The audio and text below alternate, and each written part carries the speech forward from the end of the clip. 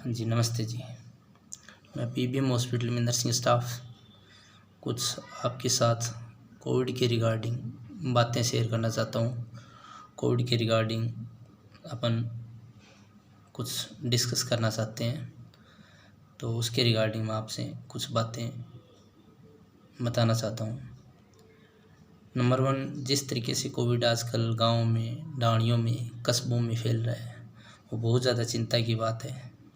तो एक जिम्मेवार नागरिक होने के नाते अपने गांव के लिए, अपने समाज के लिए, जो खेतों में लोग रहते हैं, जो ढाणियों में लोग रहते हैं, उनके लिए अफवाहें न फैले, उनको सही बातें या बातों का पता चले ताकि वो घबराए नहीं, संतुलित रहे और ज़्यादा से ज़्यादा चीज़ों को समझ सके। इसलिए कुछ बातें हैं, क्योंकि आजकल जिस तरीके से कोविड एक खतरनाक बीमारी तो है ही, इसको WHO ने पेंडेमिक घोषित किया है। पेंडेमिक का मतलब होता है कि जो बीमारी पूरे विश्व में फैल चुकी है, दुनिया के लगभग हर देश के अंदर इस बीमारी से परेशान लोग रह रहे हैं। तो ऐसी बीमारी तो है ही है पेंडेमिक, और इसके साथ साथ में WHO ने इसको इन्फोडेमिक भी बोला है। इन्फोडेमिक का मतलब ये होता है कि इसके साथ साथ में गलत अफवाहें फैलाई जा रही है, गलत बातें फैलाई जा रही है, जिससे लोगों में ज़्यादा डर पैदा हो रहा है, या इस बीमारी के बारे में कम तथ्यात्मक जानकारी लेते हुए गलत सूचनाएं शेयर कर रहे हैं। आजकल व्हाट्सएप, फेसबुक का ज़माना है, जिसमें लोग बिना किसी न्यूज़ को सही तरीके से जाने बिना आगे शेयर कर देते हैं, जिससे लोग और ज़्यादा डर जाते हैं। जैसे कोई कहता है कि कोविड नींबू नाक में डालने से ख़त्म हो जाएगा, या कोई ऐसी वीडियो शेयर हो रहे हैं कि आंखें निकाली जा रही है, किडनी निकाली जा रही है, या फिर जबड़े निकाले जा रहे हैं। कोविड तो एक कोई बीमारी नहीं है। या कुछ लोग ये कह रहे हैं कि ये 5G नेटवर्क का प्रयोग हो रहा है भारत में, इसकी वजह से लोग मर रहे हैं। तो इस तरीके की अफवाहें जो लोगों को ज़्यादा निराशा देती है, या फिर वो ज़्यादा लापरवाह हो जाते हैं, इन चीज़ों से अपने को बचाना है।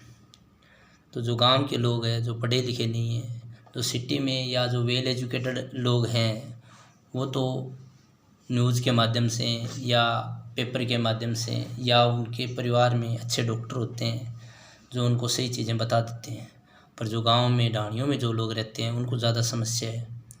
तो उनको अपन सही संदेश दें, सही बातें बताएं, ताकि वो सही तरीके से बच सकें। उनको बातें बतानी ज़्यादा ज़रूरी इसलिए भी हो जाती है कि गांव में या तहसील स्तर पे या उपखंड स्तर पे इतनी अच्छी मेडिकल इंफ्रास्ट्रक्चर नहीं है ताकि लोग ज़्यादा से ज़्यादा ठीक हो सके। इन्वेस्टिगेशन या MRI, CT स्कैन, HRCT की सुविधाएं नहीं है। तो इसलिए अपन सही चीज़ें समझें इसके बारे में, ताकि अपन जल्दी से जल्दी इस बीमारी से उबर सकें। तो नंबर 1, आपको इस बीमारी के बारे में कुछ एक चीज़ें मैं बताना चाहता हूँ। फर्स्ट ऑफ ऑल, ये बीमारी संक्रमित है। एक दूसरे से संक्रमण के द्वारा ये बीमारी फैलती है, छींकने से, खांसने से, इवन हाथ मिलाने से, संक्रमित पर्सन के कपड़ों के संपर्क में आने से भी ये बीमारी फैल सकती है। तो इस बीमारी से बचने के लिए अपन को कुछ चीज़ों का ध्यान रखना है। फर्स्ट ऑफ ऑल, अपने को कोई भी काम करने से पहले, खाना खाने से पहले, या कोई चीज़ जैसे बच्चे आइसक्रीम खाते हैं, या फिर अपन कोई काम करके आए हैं, तो उससे पहले अपन को हैंड वॉशिंग करनी है, हाथ अच्छे तरीके से धोने हैं।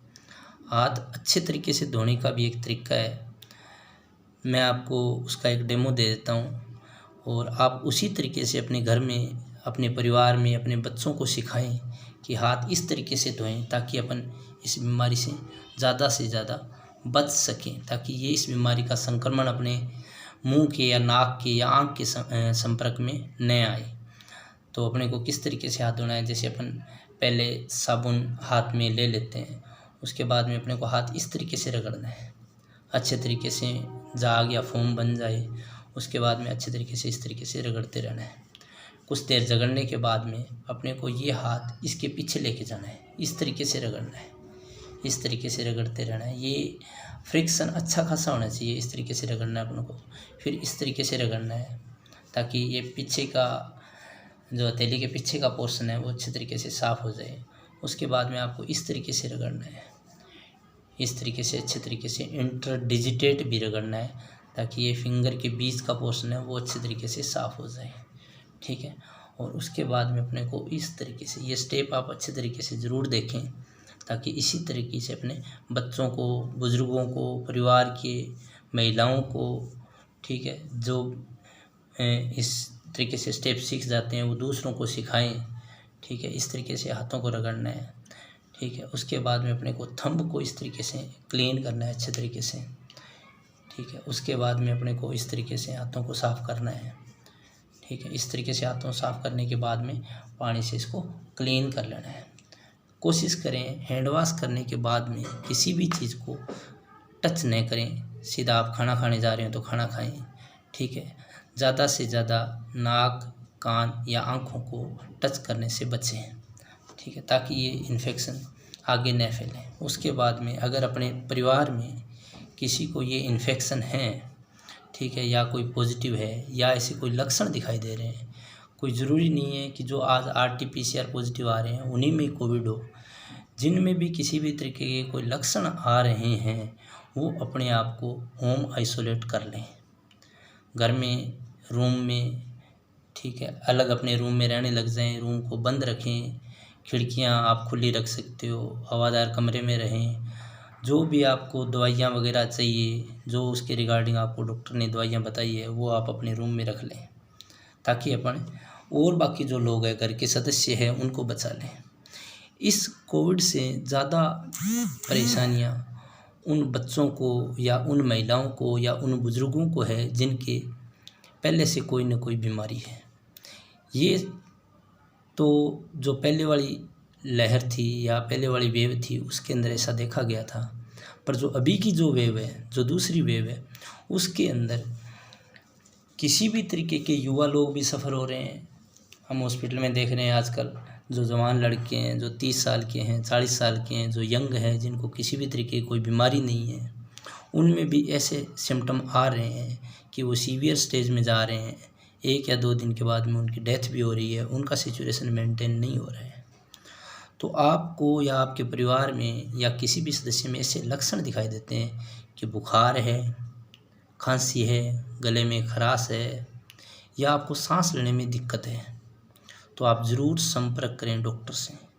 बिना डॉक्टर के आप सीधे दवाई न लें, सीधे अपन मेडिकल से या किसी भी तरीके से मिसगाइड हो जाते हैं।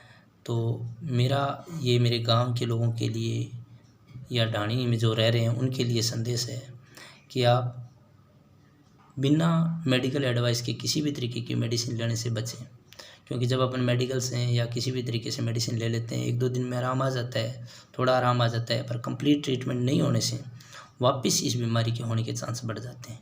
इसलिए अपन अंडर मेडिकल सुपरविज़न ही इसका ट्रीटमेंट लें ताकि पूरा ट्रीटमेंट हो, सारी चीज़ों का ध्यान रखिए। अगर अपन को डॉक्टर ने विटामिन C या कैल्शियम या किसी भी तरह की कोई एंटीबायोटिक अगर दिए वो अपन तरीके से लें, या अगर इसमें अपन को हल्दी वाला दूध अगर एडवाइस किया है वो प्रॉपर तरीके से लें, ठीक है, या अपने को भाप का या नेबुलाइजेशन का किसी भी तरीके से जो बोला गया है उसको अपन अच्छे तरीके से लें ताकि अपन जल्दी से जल्दी अच्छे तरीके से ठीक हो जाएं, ठीक है। सबसे अच्छी बात ये है इस बीमारी में कि रिकवरी रेट काफ़ी अच्छी है अगर अपन अंडर मेडिकल सुपरविज़न ट्रीटमेंट लेते हैं तो, ठीक है। ज़्यादा से ज़्यादा ठीक हो रहे हैं लोग, घबराने की इतनी ज़्यादा ज़रूरत नहीं है, पर रूमर नहीं फैलें, मजाक में अपन न लें चीज़ों को। अपनी कुछ बातों को ध्यान में रखना पड़ेगा, कम से कम बाहर निकलें, अपन आपस में घर में रहें, जो घर के लोग हैं वो आपस में बात करें, हंसी मजाक करें, परिवार के सदस्यों के साथ बैठें, अच्छा मैसेज दें। बाहर जाने की ज़रूरत नहीं है, आजकल कोई भी काम इतना ज़रूरी नहीं है ज़िंदा रहने से ज़्यादा। अगर अपन ज़िंदा रहेंगे तो वापस मिल लेंगे, वही माहौल होगा जो मार्च 2020 से पहले था। ऐसी बीमारियां दुनिया में पहले भी आई है। आज से 100 साल पहले 1918 में एक स्पेनिश फ्लू आया था। उससे उस टाइम इंडिया के अंदर 2.25 करोड़ लोगों की डेथ हो गई थी। उस टाइम की पॉपुलेशन में से, उस टाइम 1918 के अंदर जो इंडिया की पॉपुलेशन थी वो अप्रोक्सीमेट 25 करोड़ के अराउंड थी। उसमें से 2.25 करोड़ लोगों की डेथ हो गई थी। तो ये बीमारी बहुत ज़्यादा खतरनाक है। इसको हल्के में न लें, पर पॉजिटिव रहें तो अपनी इस समस्या से बच सकते हैं, इस बीमारी से बच सकते हैं। ठीक है, ये कुछ बातें हैं जो अपने को ध्यान में रखनी है। इसके अलावा इस बीमारी से बचाव के 2 तरीके हैं। एक तो अगर जैसे जैसे अपने इस बीमारी के संपर्क में आते जाते हैं लोग, तो धीरे धीरे जो ठीक हो जाते हैं उनमें इम्यूनिटी या रोग प्रतिरोधक क्षमता अपने आप विकसित हो जाती है।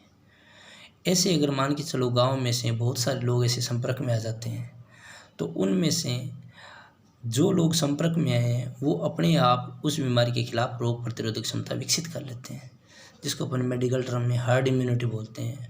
हर्ड इम्यूनिटी की वजह से अपने को वो बीमारी या बाकी लोगों को वो बीमारी नहीं होती है। सिंपली मान के चलिए, अगर परिवार के अंदर 5 या 10 सदस्य हैं, उनमें अगर ये 5 सदस्यों में से अगर 4 को ये बीमारी हो जाती है, एक को ये बीमारी नहीं भी है, तो वो हर्ड इम्यूनिटी की वजह से बच जाएगा। ये कंसेप्ट हर बीमारी के अंदर चलता है। ठीक है, उसी तरीके से एक तो ये तरीका है कि अपने जितने भी लोग हैं वो इन्फेक्टेड हो, पर इन्फेक्टेड में चांसेस रहते हैं मरने के या सीवियर स्टेज में जाने के, तो कोई ज़रूरी नहीं है कि अपन हर्ड इम्यूनिटी डेवलप कर पाएँ। दूसरा इस बीमारी से बचने का तरीका है वैक्सीनेशन। ज़्यादा से ज़्यादा वैक्सीनेशन हो या वैक्सीन के प्रति जो भ्रम फैलाए जा रहे हैं उनसे बचें। कुछ लोग ये कह रहे हैं कि वैक्सीन लगवाने से नसबंदी हो जाएगी, ऐसा कुछ भी नहीं है।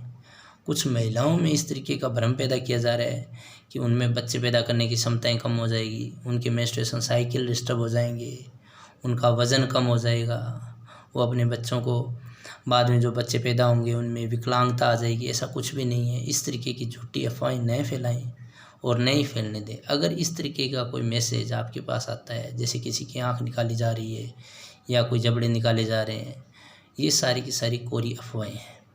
ऐसा कोई वीडियो या आँखें निकाली जा रही है, वो इस बीमारी की वजह से या जिनमें ये बीमारी हो रही है और वो लोग डायबिटीज़ है या जिनकी इम्यूनिटी कम है या उनके साथ में कोई और बीमारी है, तो उनकी आँखों में एक तरीके का इन्फेक्शन फैल रहा है, फंगस का इन्फेक्शन फैल रहा है, जिसको अपन म्यूकोरमाइकोसिस बोलते हैं। वो एक फंगस है। उस फंगस के इलाज के लिए डॉक्टर आँखें निकालते हैं, जबड़ा निकालते हैं, उसका कोई इलाज नहीं है, जिसको ब्लैक फंगस कह रहे हैं, आजकल चर्चा में आ रहा है। तो आप अफवाह फैलाने से बचें। कुछ लोग ये कह रहे हैं कि डेड बॉडी को पानी में डाल देते हैं, गंगा में तैरा देते हैं, उससे अपन बच सकते हैं। ऐसा कुछ भी नहीं है। आज के पेपर में या न्यूज़पेपर में ये चीज़ भी आई है कि पानी से ये वायरस ख़त्म नहीं होता है। कुछ लोग ये कहते हैं कि गर्मियों में ख़त्म हो जाएगा, कुछ ख़त्म नहीं होता है ये वायरस। इस वायरस से बचने का एक ही तरीका है कि अपन घर में रहें, कम से कम लोगों के संपर्क में आएँ, ताकि ये वायरस अपने आप कंट्रोल हो जाए। और दूसरा इसका तरीका है वैक्सीनेशन। ज़्यादा से ज़्यादा वैक्सीन लगवाएं। कोई सी भी वैक्सीन लगवाओ आप, कोई दिक्कत नहीं है। चाहे वो कोविशील्ड लगवाओ, कोवैक्सीन लगाओ, या फाइज़र की आ रही है वो वैक्सीन लगवाएं, या स्पुतनिक लगवाएं, उससे कोई फ़र्क नहीं पड़ता। अपने को वैक्सीन लगवानी ज़्यादा ज़रूरी है। कोई सी भी वैक्सीन आए आप लगवा लीजिए, कोई दिक्कत नहीं है, ताकि अपन इस बीमारी से बच सकें। अगर इंडिया की पॉपुलेशन की बात करें तो ऐसे साइंटिफिक डाटा है, अगर 60 से 70% तक लोगों को वैक्सीन लग जाती है तो अपन इस बीमारी से बच जाएंगे। ठीक है, एक कुछ लोग ऐसे भी हैं जो ये मानते हैं कि मरना तो सभी को है, तो क्यों चिंता करें। वो खुले में घूमते हैं, बाहर रहते हैं, लोगों के संपर्क में आते हैं। उनको ऐसा लगता है कि अगर वो घर से बाहर नहीं निकलेंगे तो दुनिया रुक जाएगी, काम कैसे चलेगा। ऐसा कुछ भी नहीं है। राजा भर्तृहरि बनने की ज़रूरत नहीं है। आप घर में रहें। आप अपने परिवार के लिए बहुत ज़्यादा इम्पोर्टेंट है, अपने समाज के लिए इम्पोर्टेंट है। आप अपना बहुमूल्य टाइम समाज के लिए, घर के लिए दें, ज़्यादा इधर उधर न घूमें। ठीक है, इसके अलावा कुछ लोग ये भी सोच रहे हैं कि पहले जो वैक्सीन लगवा लेंगे उसके बाद हम लगवाएंगे, फ्री राइडर जिनको बोलते हैं। तो इन लोगों से बचें, उन लोगों को समझाएं। ठीक है, ताकि अपन ज़्यादा से ज़्यादा वैक्सीन लगवा सकें और बच सकें। ठीक है, इसके बाद में जब अपन ने इतनी सारी बातें की है तो कुछ मैं जो गांव के प्रधान लोग हैं या जो मुखिया लोग हैं या जो समझदार लोग हैं या जो युवा बच्चे हैं जो समाज के लिए, घर के लिए, गांव के लिए, ढाणियों के लिए, कस्बों के लिए कुछ करना चाहते हैं, उनको ये मैसेज देना चाहूँगा कि वो इससे रिगार्डिंग जो भी गलत तरीके की इन्फॉर्मेशन फैलाई जा रही है वो रोकें। सरकार के लिए भी संदेश देना चाहूँगा कि जितनी भी जल्दी हो सके अपन क्विक वैक्सीनेशन प्रोटोकॉल करें और जो कोविड प्रोटोकॉल बिहेवियर है उसका पालन करें अच्छे तरीके से। और इसकी अगर जीनोम सीक्वेंसिंग हो जाए अच्छे तरीके से, अगर अपन को इसका पैटर्न पता चल जाए वायरस का, तो अपन जल्दी से जल्दी इस वायरस से बच सकते हैं। जीनोम सीक्वेंसिंग जितनी जल्दी होगी उतना जल्दी फ़ायदा होगा। उसके बाद में आप लोगों के लिए संदेश है, पॉजिटिव इन्वायरमेंट बनाएं, ज़्यादा से ज़्यादा योग करें, एक्सरसाइज करें। आप टीवी पे अच्छे सीरियल देख सकते हैं, जो आपको पसंद आए वो काम कर सकते हैं, किताबें पढ़ें, अगर पढ़ने वाले बच्चे हैं तो गलत चीज़ों के संपर्क में न आएँ। ठीक है, ये मेरा मैसेज है। थैंक यू, आपको अच्छा लगा होगा। Lot of thanks.